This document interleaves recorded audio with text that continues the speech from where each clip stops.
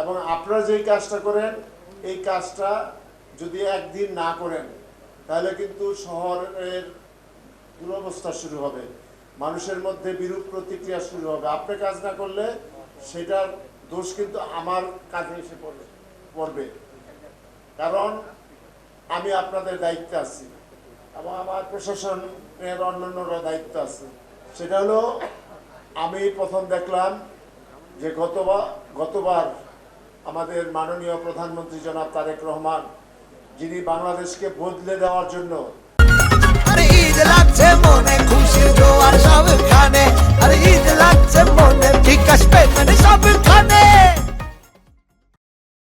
এবং ধনী দরিদ্রের মধ্যে ব্যবধান কমানোর জন্য সামনে আরো অনেক চমক আপনারা দেখবেন। আপনার ব্যবধান কমানোর জন্য বিভিন্ন পদক্ষেপ উনি গ্রহণ করেছেন। সেই পদক্ষেপগুলির মধ্যে রয়েছে যেমন ফ্যামিলি কার্ড।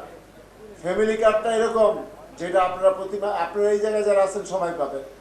সেটা হচ্ছে যে সময় নারায়ণগঞ্জে আসবে 5 বছরের জন্য পাবেন। নারায়ণগঞ্জে হয়তো 6 মাস 9 মাস যে কোনো সময় আপনাদের সিরিয়াল পড়ে, সেই কারণ এটা অনেক অর্থ লাগবে, সরকারের তো অর্থটা সংস্থান করতে হবে। সেই ফ্যামিলি কার্ডে আপনারা প্রতি মাসে 2500 টাকা করে পাবেন। সেই টাকাটা পাইলে কেন দিবে আপনাদের?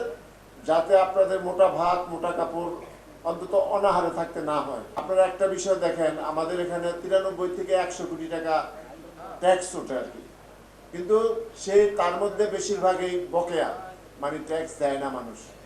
কিন্তু আমাদের শুধু আপনার সহ যে 2100 মতো কর্মচারী কর্মকর্তা আছে, তাদের পিছনে বেতন দিতে হয় 55 থেকে 60 কোটি টাকা ব্যয় হয়ে যায় প্রতি মাসে।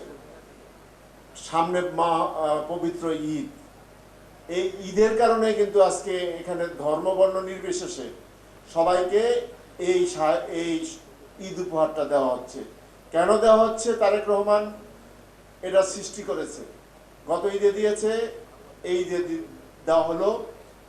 আগামী দিনে যদি সরকার থেকে না দেওয়া হয়, আমি যদি মেয়র হতে পারি, ইনশাল্লাহ প্রতি ঈদে সিটি কর্পোরেশনের থেকে হলেও আপনাদের এটা অব্যাহত রাখবো ইনশাল্লাহ।